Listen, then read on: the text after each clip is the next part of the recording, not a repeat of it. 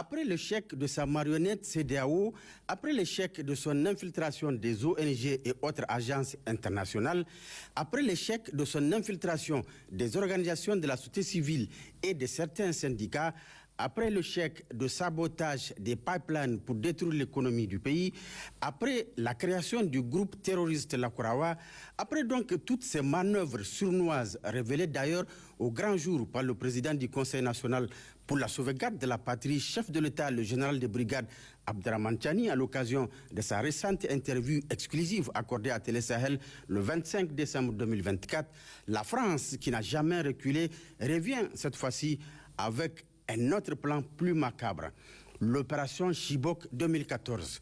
Oui, vous avez bien entendu, opération Chibok. De quoi s'agit-il? Le 8 janvier 2025, plusieurs responsables de Boko Haram se sont rencontrés dans le lit du lac Tchad, côté Nigeria, plus précisément à Tombong Kassa. Malam Ali Ibrahim, Yalambou, Boula Machadi, Malam Ismaël, Bachir Okacha, Madou Bachir, Malam Sagir, des noms qui ne vous disent pas grand-chose, mais qu'il faut retenir, ont pris part à cette réunion dirigée par un certain Habib, adjoint de Abou Hafiz alias Bachoua. À ces personnes se sont ajoutés des représentants de la France, du Bénin, du Nigeria et d'une puissance occidentale, entre autres. Ils sont tous venus du Nigeria à bord de 5 véhicules Toyota Hilux de couleur blanche, une des Toyota transportait des munitions et autres matériels pour le besoin des opérations en cours de préparation. Ces invités d'un autre genre ont été accueillis par les combattants de Boko Haram entre Koukawa et Gadjiram avant d'être escortés jusqu'au lac Tchad à Tombong Kassa le 6 janvier 2025 où la rencontre a eu lieu 2 jours après, c'est-à-dire le 8 janvier 2025 entre 14h et 16h. Ils sont répartis à bord de 2 véhicules en laissant les 3 autres véhicules aux terroristes. 2 points étaient inscrits à l'ordre du jour de cette rencontre. Passage en revue des termes de leurs accords, planification et conduite des opérations qu'ils vont incessamment mener contre le Niger. En ce qui concerne ce dernier point, 2 scénarios seront bientôt exécutés.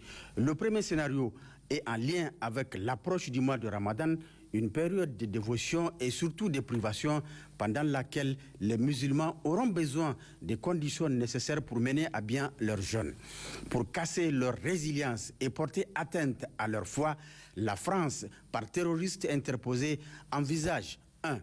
de détruire le tissu économique national à travers le sabotage du pipeline pour asphyxier économiquement le Niger et de manipuler certains opérateurs économiques pour provoquer une flambée des prix des denrées alimentaires de première nécessité à l'approche de ce mois béni de Ramadan. De conduire des opérations de kamikazes, des prises d'otages de masse au niveau des internats des filles et des garçons dans les écoles du Niger en vue d'exiger la libération et le rétablissement du président déchu à son ancien poste. En cas d'échec des négociations, le massacre des élèves en diffusion directe a été ordonné par les autorités françaises. Certaines régions ont été ciblées pour mener ces opérations et les kamikazes déjà désignés et formés à Tombong Kassa.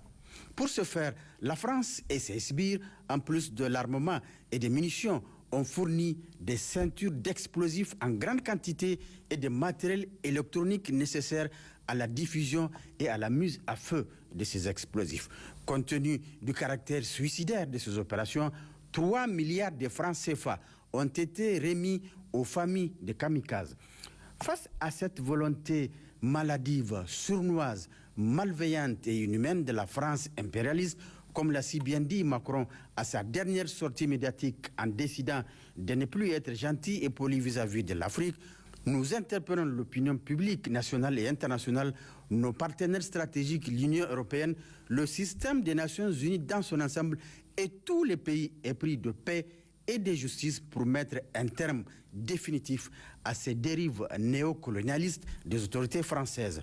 Nous appelons enfin, une fois de plus, le vaillant et résilient peuple nigérien à plus de vigilance et à 1. Dénoncer toute personne suspecte, 2. Dénoncer tout acte suspect dont il sera témoin, 3. Multiplier les prières et invocations et enfin 4. Informer les autorités les plus proches ou appeler les numéros 40-40 pour les fans, 40-00 pour la gendarmerie et 83-83 pour la police nationale.